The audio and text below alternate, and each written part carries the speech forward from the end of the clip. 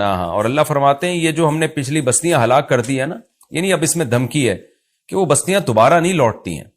جزوی طور پر دیکھیں اللہ کسی مردے کو زندہ کر دے معجزے کے طور پر، جیسے پیغمبروں کے سامنے وہ تو ایک الگ بات ہے، لیکن قاعدہ کلیہ یہی ہے کہ جب ہم کسی بستی کو ہلاک کر دیتے ہیں تو وہ دوبارہ دنیا میں نہیں لوٹتی اور دوبارہ اس کو پھر مہلت نہیں ملتی۔ تو اہل مکہ کو اور لوگوں کو بھی اس سے عبرت حاصل کرنی چاہیے۔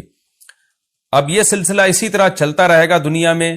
آگے اللہ فرماتے ہیں حتی اذا فتحت یاجوج و ماجوج، یہاں تک کہ ایک وقت آئے گا کہ قیامت کی علامتیں ظاہر ہونا شروع ہو جائیں گی اور پھر اللہ اس کائنات کو تباہ کرنے کا ارادہ کر لے گا۔ تو اس میں ایک بہت بڑی علامت کا اللہ نے ذکر کیا کہ قیامت کی ہولناکیوں میں جو پہلی ہولناکی ہوگی اذا فتحت یاجوج و ماجوج، یعنی قیامت کے جو آثار شروع ہو جائیں گے تو یہاں تک کہ یاجوج اور ماجوج کو کھول دیا جائے گا۔ یعنی اس آیت میں اصل میں یہ طرز اختیار کیا گیا ہے کلام اللہ میں کہ لوگ دنیا میں مست ہیں، غفلت میں ہیں، پیغمبر جب دنیا میں آئے تو ان کو فالو کیا، بالآخر پھر پیغمبروں کی تعلیمات سے ہٹتے چلے گئے تو اللہ کہتے ہیں جیسے میں نے پہلے بستیوں کو ہلاک کیا ہے نا، تو میں اس زمین کو بھی تباہ و برباد کروں گا، پوری زمین کو ہلاک کر دوں گا میں۔ لیکن اس ہلاکت کے آثار شروع کہاں سے ہوں گے؟ اس کے آثار میں ایک بہت بڑی نشانی ہوگی یاجوج اور ماجوج کا نکلنا۔ وَهُم مِّن كُلِّ حَدَبٍ يَنْسِلُونَ، اور وہ ہر ٹیلے سے، ہر اونچی آڑ سے نکلنے کی کوشش کر رہے ہوں گے۔ یعنی آڑ کا ذکر اس لیے کیا کہ اکثر رکاوٹ آڑ ہی بنتی ہے، ورنہ میدانوں میں تو کھلے چلے جاتے ہیں، تو میدانوں میں تو وہ کھلے چلے آئیں گے، لیکن جہاں بھی آڑ ہوگی تو وہاں سے بھی تمہیں لگے گا کہ ایک بڑی تعداد میں ایک ہجوم ہے یاجوج اور ماجوج کا، جو انسانوں کو تباہ و برباد کرنے کے لیے ظاہر ہو رہے ہیں۔ اس پر یاجوج ماجوج کی جو تفصیلی بحث ہے وہ سورہ کہف میں بیان کر چکا ہوں، جس کا خلاصہ یہی ہے کہ یاجوج ماجوج ایک قوم ہے، انسان ہے۔ حضرت ذوالقرنین نے ایک آہنی دیوار بنا کے ان کو پہاڑوں کے پیچھے دھکیل دیا ہے۔ ان کی صحیح لوکیشن کا اللہ کے علاوہ کسی کو علم نہیں ہے، اور وہ قرب قیامت میں ظاہر ہوں گے، زمین میں بہت زیادہ فساد مچائیں گے۔ وَاقْتَرَبَ الْوَعْدُ الْحَقُّ، اللہ فرماتے ہیں اور حق وعدہ وہ قریب آ چکا، یعنی اس قیامت کے دن کی اللہ منظر کشی کر رہے ہیں، اس کو ہمارے سامنے رکھے ہیں کہ دیکھو وہ وعدہ قریب آ گیا تمہارے۔ فَإِذَا، کیونکہ یاجوج ماجوج جب ظاہر ہوں گے تو اس کے تو بہت قریبی، بہت ہی کچھ وقت کے بعد ہی قیامت قائم ہو جائے گی۔ فَإِذَا هِيَ شَاخِصَةٌ أَبْصَارُ الَّذِينَ كَفَرُوا، تو اچانک کافروں کی نگاہیں پھٹی کی پھٹی رہ جائیں گی، حیران ہو جائیں گے قیامت کی ہولناکی کو دیکھ کر، اور کہیں گے یا ویلنا قد کنا فی غفلت من ھذا، ہائے ہماری بدبختی، ہم تو اس سے غفلت میں پڑے ہوئے تھے، ہم نے تو اس طرف کبھی سوچا ہی نہیں۔ آج دیکھ لینا انسان پیغمبروں کی تعلیمات کو تو ویلیو دے ہی نہیں رہا ہے، بس ترقی اور معاشی ترقی اور سائنسی ترقی اور ٹیکنالوجی اور حقوق ایک دوسرے کے اور جانوروں کے حقوق اور گدھے گھوڑوں کے حقوق، اسی پر پوری انسانیت گھوم رہی ہے۔ جس خدا نے پیدا کیا اس کو ڈکشنری سے نکال دیا۔ تو اللہ کہتے ہیں جب قیامت دیکھیں گے نا تو کہیں گے یا ویلنا، ہماری بدبختی، ہم تو اس سے غفلت میں پڑے ہوئے تھے، اس طرف تو ہم نے سوچا ہی نہیں، بل کننا ظالمین، بلکہ کہیں گے ہم تو ظالم تھے، یعنی ہمیں سوچنا چاہیے تھا پھر بھی ہم نے نہیں سوچا۔ انکم وما تعبدون من دون اللہ حصب جہنم، اب چونکہ مشرکین تو مشرک تھے، ان کے ذہن میں سب سے پہلے یہ خیال آتا تھا کہ ٹھیک ہے اگر قیامت قائم ہو گئی تو ہمارے بھگوان اور ہمارے بت ہمیں بچا لیں گے، ان کو اللہ نے الگ سے دھمکی دی ہے انکم وما تعبدون من دون اللہ حصب جہنم، فرمایا تم اور جو تمہارے معبود ہیں نا جن کی تم عبادت کرتے ہو اللہ کو چھوڑ کر، یہ سارے جہنم کا ایندھن بنیں گے۔ احادیث میں یہ مضمون ہے کہ یہ جو پتھر کے بنے ہوئے بت ہیں نا، اگرچہ ان میں حس نہیں ہوتی لیکن اللہ ان کو بھی مشرکین کے ساتھ آگ میں ڈال دے گا، مشرکین کا غم بڑھانے کے لیے، کہ جن معبودوں کو تم سمجھتے تھے کہ سفارش کریں گے آج یہ بھی تمہارے ساتھ جل رہے ہیں اس آگ میں۔ اللہ فرماتے ہیں انتم لہا واردون، تم سب اس میں جاؤ گے، یعنی ان بتوں کی عبادت کرنے والے بھی اور جو بت ہیں وہ بھی۔ لو کان ہؤلاء آلہۃ، اللہ فرما رہے بتاؤ یہ اگر معبود ہوتے تو ما وردوہا، یہ خود جہنم میں کہاں جاتے، وکل فیہا خالدون، اور یہ سب کے سب عبادت کرنے والے اور معبود یہ سب ہمیشہ ہوں گے اس میں۔ لہم فیہا زفیر، اور ان کے لیے اس جہنم میں شور و چیخ و پکار ہوگی۔ وہم فیہا لا یسمعون، اتنا شور ہوگا کہ یہ ایک دوسرے کی آواز نہیں سن پائیں گے۔ دیکھیں قرآن مختلف موقع کے مختلف درجات کو بیان کرتا ہے، حالات کو۔ قرآن ہی سے پتہ چلتا ہے کہ جہنمی ایک دوسرے سے بات بھی کریں گے، اور ظاہر ہے جب بات کریں گے تو سنیں گے بھی۔ تو اس سے یہی مراد ہے کہ جہنم میں جب ان کو عذاب ہو رہا ہوگا تو وہ عذاب میں تو چیخو پکار میں کسی کی بات سنائی نہیں دے گی، لیکن ایک نوعیت کا عذاب پھر یہ بھی ہوگا کہ ایک دوسرے کی بات اللہ ایک دوسرے کو سنوائے گا تاکہ ایک دوسرے کو رسوا کریں، ایک دوسرے کو تانے دیں۔ تو یہ مختلف موقعوں کے مختلف عذاب ہے جن کا قرآن تذکرہ کرتا ہے۔ اللہ ہم سب کو اس آگ سے محفوظ رکھے۔ اور یہ جو اللہ نے کہا کہ ان سب وہاں چیخیں گے پکاریں گے، تو علماء نے لکھا ہے اس سے وہ ان کے پتھر کے بنے ہوئے بت مراد نہیں ہے، کیونکہ ظاہر ہے وہ تو بے جان ہے، وہ کیا پکاریں گے؟ وہ معبود جو زندہ ہوں گے، جن میں شعور ہوگا، کیونکہ دنیا میں ایسے بھی لوگ ہیں جنہوں نے اپنی عبادت خود کروائی ہے لوگوں سے، جیسے فرعون نے کہا تھا انا ربکم الاعلی۔ تو چیخو پکار ان معبودوں کی ہوگی جنہوں نے لوگوں کو اپنی عبادت پہ مجبور کیا یا اپنی عبادت کی ترغیب دی۔ ان الذین سبقت لهم من الحسنى۔ اب سوال پیدا ہوتا ہے، اچھا جی عیسیٰ ابن مریم کی بھی تو عبادت ہوتی ہے، تو اللہ نے تو کہہ دیا کہ تم اور تمہارے جتنے جھوٹے معبود ہیں، جھوٹے خدا ہیں، سب کو جہنم میں ڈالوں گا۔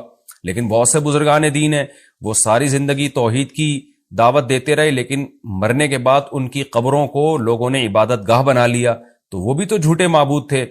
تو عیسیٰ ابن مریم کی بھی عبادت ہوئی، تو وہ بھی تو اللہ تو کہہ رہا ہے کہ سارے کے سارے جھوٹے معبود جہنم کا ایندھن بنیں گے۔ تو آگے اللہ نے فرمایا نا ان الذین سبقت لهم من الحسنى، ہاں وہ لوگ جن کے لیے ہماری طرف سے پہلے ہی ایک اچھا کلمہ لکھا جا چکا ہے، یعنی وہ پہلے ہی سے اچھے لوگ ہیں، ان کے لیے پہلے ہی جنت لکھی جا چکی ہے۔ اولئک عنہا مبعدون، یہ نیک لوگ اس سے دور ہوں گے، کیونکہ انہوں نے خود لوگوں کو اپنی عبادت پہ نہیں لگایا، لوگوں نے ان کے ساتھ زیادتی کی اور ان کو معبود بنا لیا۔ تو وہ لوگ جن کے بارے میں اچھی بات پہلے سبقت کر چکی ہے، اللہ فرماتے ہیں ان کو میں جہنم میں نہیں ڈالوں گا۔ لا يسمعون حسیسہا، وہ تو جہنم کی آہٹ بھی نہیں سنیں گے۔ علماء نے لکھا ہے اس سے مراد ہے جنت میں جانے کے بعد، کیونکہ حساب و کتاب میں جہنم کے پل سے ہر ایک کو گزارا جائے گا، اس میں تمام پیغمبر، تمام شہداء، کیونکہ وہ تو سورہ مریم میں اللہ نے بتا دیا وَإِن مِّنكُمْ إِلَّا وَارِدُهَا، تم میں سے ہر شخص جہنم کے پل پہ سے گزرے گا، جس کو پل صراط کہا جاتا ہے۔ لیکن اللہ تعالیٰ جنت میں داخل کرنے کے بعد ان کو جہنم سے دور کر دیں گے اور جہنم کی آہٹ بھی ان کو سنائی نہیں دے گی۔ وَهُمْ فِي مَا اشْتَهَتْ أَنفُسُهُمْ خَالِدُونَ، اللہ فرماتے ہیں جو چاہے گا ان کا دل، ان نعمتوں میں یہ ہمیشہ ہمیشہ رہیں گے۔ لا يحزنهم الفزع الاکبر، اور بڑی گھبراہٹ بھی ان کو غم میں نہیں ڈالے گی۔ بڑی گھبراہٹ وہ ہوگی جو نفحہ اولا، یعنی جب سور پھونکا جائے گا نا، لوگ قبروں سے نکلیں گے، اس وقت بہت زیادہ خوف کا غلبہ ہوگا لوگوں پہ، اور سب اس خوف میں مبتلا ہوں گے، حساب و کتاب کا جو خوف ہوگا۔ تو اللہ فرماتے ہیں یہ بڑی گھبراہٹ اور بڑی جو ایک نفخہ اولا ہے، یہ بھی ان کو غمزدہ نہیں کرے گی۔ لیکن علماء نے لکھے اس سے بھی یہ مراد ہے کہ مستقل طور پہ غمزدہ کرنا، وقتی خوف تو ہر ایک کو ہوگا، قرآن سے یہ بات ثابت ہے، لیکن اللہ نیک لوگوں سے اس خوف کو جلدی دور کر لیں گے۔ اور جو میدان حشر کا جو خوف ہے، جو حقیقی خوف ہے، جو لمبا خوف ہوگا، وہ صرف نافرمانوں کو ہوگا۔ لیکن قرآن و سنت سے یہ بات ثابت ہے کہ ابتدائی مرحلے میں سارے خوف زدہ ہوں گے۔ وَتَتَلَقَّاهُ الْمَلَائِكَةُ، اور فرشتے ان سے ملاقاتیں کریں گے، ملاقاتوں کا مطلب مرحبا کہیں گے ان کو، هَذَا يَوْمُكُمْ، اور ان کو خوشی سے فرشتے مبارکباد دیتے ہوئے کہیں گے یہ ہے تمہارا وہ دن الذی کنتم توعدون، جس کا تم سے وعدہ کیا جاتا تھا۔ یوم نطوی السماء کطی السجل للکتب، اللہ فرماتے ہیں ہم آسمان کو، کیونکہ جب پہلا سور پھونکا جائے گا تو ہم آسمان کو ایسے لپیٹ دیں گے جیسے دستاویز کو لکھی ہوئی تحریر کے لیے لپیٹ دیا جاتا ہے۔ کما بدأنا اول خلق نعید، جس طرح ہم نے اول خلق کی ابتدا کی تھی اب اسی طرح لوٹا دیں گے۔ یعنی انسان حیران ہو رہا ہے نا کہ یہ اللہ تعالیٰ اتنی بڑی بڑی باتیں کر رہا ہے، میں آسمانوں کو لپیٹ دوں گا، میں یوں کر دوں گا، میں کائنات تباہ کر دوں گا، تو یہ کیسے کرے گا؟ اللہ نے فرمایا جیسے پہلی دفعہ کیا تو دوبارہ بھی کر دوں گا میں، میرے لیے کیا مشکل ہے یہ کام۔ وعدن علینا، اور یہ ہم پر وعدہ ہے۔ یہ کیسے چیلنج کر رہا ہے اللہ تعالیٰ، دیکھیں، یعنی انسان کہہ رہا ہے نہیں کچھ ہوگا، یہ سب ایسی باتیں ہو رہی ہیں، اور اللہ کہہ رہا ہے وعدن علینا، میں کر کے دکھاؤں گا یہ۔ انا کننا فاعلین، پھر اللہ نے تاکید کی ہم یہ کام کر کے چھوڑیں گے، لہذا اللہ کو چیلنجز مت دو، اپنے عمل کو ٹھیک کرنے کی کوشش کرو۔ اور اللہ اب مشرکین کو بھی دھمکی دے رہے ہیں کہ صرف دنیا میں نہیں، صرف آخرت میں نہیں، دنیا میں بھی نیک لوگوں کو میں غلبہ دوں گا۔ وَلَقَدْ كَتَبْنَا فِي الزَّبُورِ، ہم نے زبور میں یہ بات لکھ دی تھی من بعد الذکر، نصیحت کے بعد، کہ ان الارض یرثها عبادی الصالحون، یعنی اللہ نے پہلے نصیحتیں دی، احکام بتائے، اور بتا دیا کہ میرے نیک بندے ہی زمین کے وارث ہوں گے۔ زبور کا تذکرہ شاید اس لیے کیا کہ داؤد علیہ السلام کو اللہ نے زبور دی، اسی میں اللہ نے بتا دیا، اور اللہ نے زبور میں یہ وعدہ جو کیا تھا پورا کر کے بھی دکھایا. داؤد اور سلیمان علیہ السلام کی خلافت اللہ نے پوری دنیا پہ قائم کر دی. تو اللہ فرماتے یہ بات ہم نے زبور میں لکھ دی تھی. اور یہ حدیث سے بھی مضمون ثابت ہے کہ جیسے مسلمانوں کا نشأت اولا ہوا، اللہ نے اسلامی خلافت کو دنیا میں قائم کیا، تو حضرت عیسیٰ ابن مریم کے دور میں اللہ دوبارہ کفر پہ اسلام کو غلبہ عطا فرمائے گا، اور یہ زمین کے وارث پھر اہل اسلام ہی بنیں گے. اور اگر ہم زمین سے مراد جنت کی زمین مراد لیتے ہیں پھر تو بالکل واضح بات ہے. آگے اللہ فرماتے ہیں ان فی ھذا لبلاغا لقوم عابدین. ہم نے جو مضمون بیان کیا اس میں جو لوگ اللہ کی عبادت اور غلامی کرتے ہیں ان کے لیے پیغام کا صاف صاف پہنچا دینا ہے. ان کو بات سمجھ میں آ گئی ہوگی. جو اللہ کو نہیں مانتے، اللہ کی عبادت پہ آنا ہی نہیں چاہتے، ان کو سمجھ میں بات نہیں آ سکتی. وما ارسلناک الا رحمۃ للعالمین. اور اے نبی ہم نے آپ کو تمام جہان والوں کے لیے رحمت بنا کے بھیجا ہے. کافر یہ سمجھتے ہیں کہ یہ جب سے آئے ہیں ہمارے لیے ٹینشن بن گئے ہیں، ہم باپ دادا کے دین کو فالو کر رہے تھے، نہ کوئی جہنم کی بات تھی نہ کوئی اور باتیں تھی. تو وہ اشکال کرتے، اللہ نے فرمایا کہ ہم نے رحمت بنا کے بھیجا ہے تاکہ لوگ آپ پر ایمان لائیں، جنت میں جائیں، اپنی زندگی کو بھی سدھاریں، آخرت کو بھی سدھاریں، اور ایک دوسرے کے حقوق ادا کریں، زمین میں امن پیدا ہو. تو آپ رحمت کا ذریعہ ہیں. یہ نہیں مان کے آپ کو زحمت سمجھ رہے ہیں تو یہ آپ کا قصور نہیں ہے، ان کا قصور ہے. تو اللہ نے انسانوں کو بھی بتا دیا کہ پیغمبر صلی اللہ علیہ وسلم تمہارے لیے رحمت ہے، ان کو زحمت مت سمجھو. اب چونکہ اس سورت کا مضمون ہی توحید ہے، اس لیے خلاصے کے طور پر اللہ اس مضمون کو دہراتے ہیں. قل انما یوحی الی. اے نبی اب آپ خلاصے کے طور پر ان کو یہ بات بتا دیجئے، چونکہ میری جو اصل دعوت ہے وہ کیا ہے، میری طرف وہی کی جاتی ہے انما الہکم الہ واحد، کہ تمہارا معبود صرف ایک معبود ہے، اسی کی عبادت کرنی ہے. فہل انتم مسلمون. تو کیا تم فرما بردار بنو گے اب بھی اتنا کچھ سننے کے بعد بھی. فإن تولوا. اے نبی اگر یہ اب بھی آپ کی باتوں سے اعراض کریں، پیٹھ پھیریں، فقل آذنتکم علی سوا. تو کہہ دیجئے میں نے برابر طور پہ تمہیں بتا دیا. یہ برابر کا لفظ کا مطلب ہوتا ہے صاف طور پہ. یہ محاورہ ہے، یعنی اردو میں بھی ہم کہتے ہیں اس طرح کی بات. تو ہم اے نبی آپ کہہ دیجئے میں نے تمہیں صاف طور پر کھلے لفظوں میں اللہ کا پیغام سنا دیا ہے. وَإِنْ أَدْرِي. اب مجھے نہیں پتا اقریب ام بعید ما توعدون، کہ جس عذاب کا اللہ نے تم سے وعدہ کیا ہے وہ قریب ہے یا دور. کیونکہ بار بار نا وہ ایک ہی بات پہ اٹکتے تھے کہ پھر جلدی عذاب کیوں نہیں آتا، جلدی عذاب کیوں نہیں آتا، ڈیٹ بتائیں عذاب کی. تو اے نبی کہہ دیجئے میں نے پیغام پہنچا دیا، اب مجھے نہیں پتا عذاب جلدی آئے گا کہ دیر سے آئے گا. وَإِنْ أَدْرِي لَعَلَّهُ إِنَّهُ يَعْلَمُ الْجَهْرَ مِنَ الْقَوْلِ. اللہ جانتا ہے جہر والی بات بھی، وَيَعْلَمُ مَا تَكْتُمُونَ، اور جو تم چھپاتے ہو وہ بھی اللہ جانتا ہے. کیا مطلب؟ اللہ کا علم کامل ہے. تو جس کا علم کامل ہے اس کو پتا ہے کہ قیامت کب آئے گی. میرا علم کامل نہیں ہے تو مجھ سے کیوں پوچھتے ہو، اور اللہ مجھے نہیں بتاتا کہ کب آئے گی. جتنا اللہ نے بتایا وہ میں نے تم تک پہنچا دیا.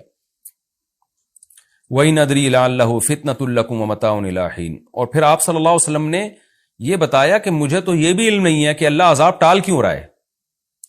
اس لیے ٹال رہا ہے کہ تمہیں آزمائش میں ڈالنا چاہتا ہے وہ، یا اس لیے ٹال رہا ہے کہ اللہ تمہیں کچھ دن نعمتیں مزید دینا چاہتا ہے. یعنی آزمائش تو یہ ہے کہ عذاب ٹلے گا تو تمہاری آزمائش ہوگی، تمہیں غور و فکر کا موقع ملے گا، کچھ لوگ ایمان لائیں گے، کچھ نہیں لے کر آئیں گے. عذاب فوراً آ گیا تو سارے ہی جہنم میں چلے جاؤ گے. تو یہ تم پر رحمت بھی ہو سکتی ہے اللہ کی طرف سے کہ مہلت دے رہا ہے، بہت سے ایمان لے آئیں گے. اور یہ بھی ہو سکتا ہے کہ اللہ تمہیں آخرت میں پکڑے گا اور دنیا میں کچھ نعمتیں دینا چاہ رہا ہے. یعنی فتنۃ لکم کا مطلب یہ ہوا کہ ہو سکتا ہے آزمائش ہو، کچھ کامیاب ہو جائیں کچھ ناکام ہو جائیں. اور متاع الی حین کا مطلب یہ ہو سکتا ہے کہ اللہ تمہیں فائدہ پہنچانا چاہ رہا ہے کیونکہ آخرت میں تمہارے لیے عذاب ہے. تو ان دونوں میں کون سا پہلو اللہ کے سامنے ہے؟ نبی فرما رہے ہیں کہ مجھے معلوم نہیں ہے. تو جسے یہ معلوم نہیں کہ عذاب ٹالنے کی ریزن کیا ہے، وہ عذاب کا ٹائم کیسے بتا سکتا ہے؟ پھر آگے اللہ تعالیٰ آخر میں اپنے نبی صلی اللہ علیہ وسلم کے کلام کو نقل کرتے ہیں کہ آپ نے پوری صورت ان مشرکین کو سنائی، پورا توحید کے مضمون سنایا. تو آپ صلی اللہ علیہ وسلم اللہ سے دعا مانگتے تھے کہ اللہ دلائل کی دنیا میں حجت تمام ہو گئی ہے، تو عملی دنیا میں حجت تمام کر دے، تو اسلام کو غلبہ دے دے، ان کو بتا دے کہ یہ لوگ حق پر نہیں ہیں. تو اللہ نے نبی کے اس کلام کو ذکر کیا. قال رب احکم بالحق. نبی کہتے ہیں کہ اے اللہ تو حق کے ساتھ فیصلہ کر دے، یعنی پریکٹیکلی عملاً فیصلہ کر دے. اور نبی یہ دعائیں بھی مانگتے ہیں، وربنا الرحمن، ہمارا رب رحمان ہے، رحم کرنے والا ہے. المستعان، اسی سے مدد طلب کی جاتی ہے. علی ما تصفون، ان باتوں پر جو تم لوگ کرتے ہو، یعنی تم جو اعتراضات کر کے مجھے تکلیف پہنچا رہے ہو تو میں مدد اللہ ہی سے طلب کرتا ہوں. تو یہ تسلی کے دو جملے ہیں جو اللہ کی طرف سے کہ باقی اللہ نے عملی فیصلہ کیا، پھر بدر میں کیا، احد میں کیا، اور پھر خندق میں کیا، فتح مکہ میں کیا، لیکن نبی صلی اللہ علیہ وسلم شروع سے ہی یہ دعائیں مانگتے آ رہے تھے۔ اس میں ہمیں بھی ترغیب ہے کہ جب ہم دعوت کا کام کریں تو اللہ سے یہ دعائیں مانگا کریں کہ اللہ تو حق کا فیصلہ کر اور تجھی سے ہم مدد طلب کریں گے۔ اور یہ بات آپ مشرکین کو بتا بھی دیں کہ ہم اللہ ہی سے دعا مانگتے ہیں، اور ہم تم جو ہمیں مشکلات میں ڈال رہے ہو، ہم اس میں اللہ سے مدد طلب کرتے ہیں۔ ظاہر ہے جو اللہ پہ اعتماد کر کے اللہ سے مدد طلب کرے گا تو پلڑا بالآخر اسی کا بھاری رہے گا، فتح اور نصرت اسی کے مقدر میں آئے گی۔ یہ بھی ہمارا رکوع الحمدللہ کمپلیٹ ہو گیا۔ اس رکوع میں بھی اللہ نے بہت اہم مضامین کو بیان کیا۔ ایک تو یہ کہ نیک اعمال پہ ایمان کے ساتھ نیک اعمال قابل قبول ہیں، بستیوں کو اللہ ہلاک کر دیتے ہیں، دوبارہ زندہ نہیں کرتے اللہ ان بستیوں کو، اور نام و نشان مٹ جاتا ہے ان بستیوں کا۔ اور قیامت کی ہولناکیوں کا اللہ نے تذکرہ کیا کہ پہلی علامت یاجوج ماجوج کا ظاہر ہونا ہوگا، وہ خود سائنس کے لیے ایک چیلنج ہوگی، بہت بڑا چیلنج ہوگی۔ اور پھر آہستہ آہستہ قیامت کی علامتیں آئیں گی تو اہل کفر کی آنکھیں حیرت سے پھٹی کی پھٹی رہ جائیں گی، اور وہ کہیں گے ہمیں تو اس کی توقع ہی نہیں تھی۔ پھر اللہ ان مشرکین اور ان کے معبودوں کو اٹھا کے ان کے ساتھ جہنم کا ایندھن بنائے گا، اور ان معبودوں کو بچا لے گا جن کو ان کی مرضی کے بغیر معبود بنایا گیا، یعنی عیسیٰ ابن مریم اور جو بزرگان دین قبروں میں لوگ ان کی قبروں کی عبادت شروع کر دیتے ہیں، ان کے بارے میں اللہ نے فرمایا کہ وہ جہنم کی آہٹ بھی نہ سنیں گے۔ اور پھر اللہ تعالیٰ نے بتایا کہ ہم نے زبور میں یہ بات لکھی ہوئی ہے کہ نیک لوگ ہی میری زمین کے وارث بنیں گے، لہذا کفر اس خوش فہمی میں نہ رہے کہ ہم اسلام پہ غالب آ جائیں گے، بالآخر اللہ اہل اسلام کو غلبہ دے گا۔ اور اس میں ایک اہم ترین آیت یہ بھی ہے کہ اللہ نے پیغمبر صلی اللہ علیہ وسلم کو رحمت للعالمین بنایا ہے۔ کاش یہ بات